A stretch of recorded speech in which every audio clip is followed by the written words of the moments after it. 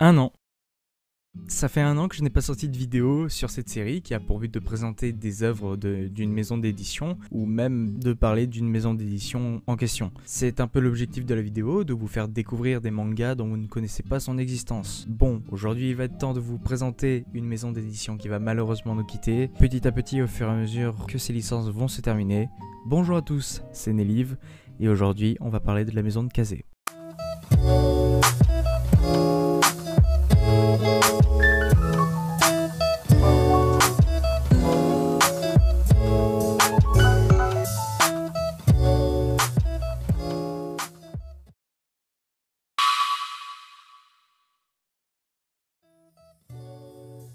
L'entreprise Kazé est née en 1994 par Cédric Littardi, en commençant par l'édition d'animé. Le premier animé étant Les Chroniques de Lodos, série ayant reçu de bonnes critiques, s'inspirant de Donjons et Dragons, mais étant donné que je n'ai pas vu l'animé, je ne dirai rien là-dessus. Mais aujourd'hui, on va pas trop parler des éditions d'animé, mais aujourd'hui on va plutôt s'intéresser des éditions de manga. Ce sera en 2007 que Kazé France commencera les éditions de manga, suite au rachat de la société Daipen, éditrice du label de manga Asuka. Et aussi, pour ceux qui veulent le savoir, le label ne fait pas que des mangas, puisque dès 2009 et 2010, le label annonce sa propre chaîne télévisée, Kazé TV, consacrée à la Japanimation et à la J-pop, ainsi qu'un service VOD du nom de Kazé Play. Je passe les détails, mais sachez que bien plus tard, Cédric Littardi quittera la direction de Kazé afin de réaliser ses projets personnels. Et aussi, qu'un an après, le service VOD Kazé Play fusionne avec la plateforme Genzai et donnera naissance à ADN. Faisant partie du top 5 des éditeurs de manga, sachez que Kazé Play se porte bien. En 2019, on recèle pas moins de 16 millions de chiffres d'affaires,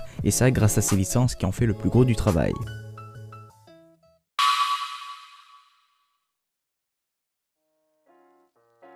Bon, il est temps de vous parler des mangas que j'ai lus et appréciés chez eux. Et parmi les séries phares de Kazé France, on trouve Chainsaw Man, Black Clover, The Promised Neverland et Mashle. On va parler de leur synopsis et promis pas de spoil.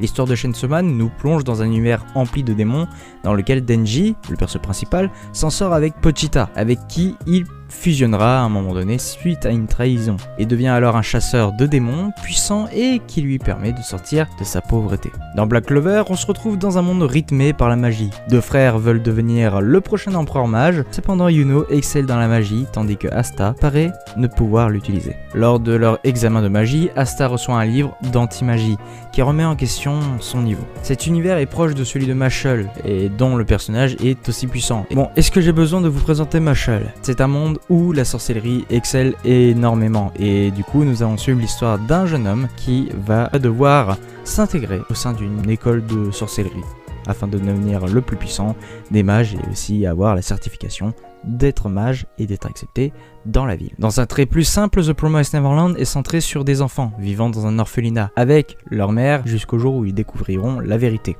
Et je n'ai pas le droit d'en dire un peu plus parce que sinon on dépasse déjà le spoil. Bon, je pense que j'ai fait le tour des mangas, mais sachez qu'il y en a plein. Vraiment, on peut dire que la maison d'édition propose beaucoup de séries et beaucoup de genres. De mon côté, je peux vous conseiller Initial D, We Never Learn et The Promised Neverland, qui sont des bangers et en plus qui sont bientôt terminés pour certains, voire terminés pour d'autres. Pour terminer cette série, je tiens à vous faire part des collectors qui sont pour certains bien et pour d'autres, bon bah je cherche l'authenticité de ce dernier. Et vraiment, pour tout vous dire, bah mes préférés restent les collecteurs de The Promised Neverland, qui sont plutôt corrects et même super cool. Je vous invite à voir les vidéos de la Mangatech, qui sont bien à regarder et ne vous inquiétez pas, tout sera dans la description.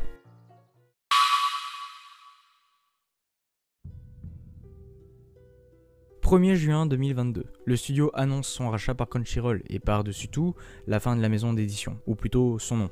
Petit à petit, la maison ne sera plus présente et bientôt, les licences que vous connaissez ne seront plus disponibles, en tout cas sous le nom de Kazé. Et les mangas de chez Kazé prendront sévèrement de la valeur, mais ça, j'en ai parlé dans ma dernière vidéo sur ce rachat. Et si vous êtes curieux, je vous invite d'ailleurs à la regarder. Pour conclure cette vidéo, je suis content des licences proposées et honnêtement ça fait mal au cœur de la voir disparaître pour laisser place à Crunchyroll. Mais je vais laisser sa chance et je trouve que ce label a reçu une belle fin digne d'une bonne fin de shonen. Un géant est mort, et c'est à d'autres de prendre le flambeau, ainsi que son héritage. Merci à tous en tout cas d'avoir regardé cette vidéo. Un grand merci à Yuen pour ses recherches et son écriture. Et vous, n'hésitez pas à me demander quelle maison d'édition vous voulez que je fasse. Et en tout cas, je vous laisse. Je vous dis à très bientôt pour une prochaine vidéo. C'était Nelive, ciao.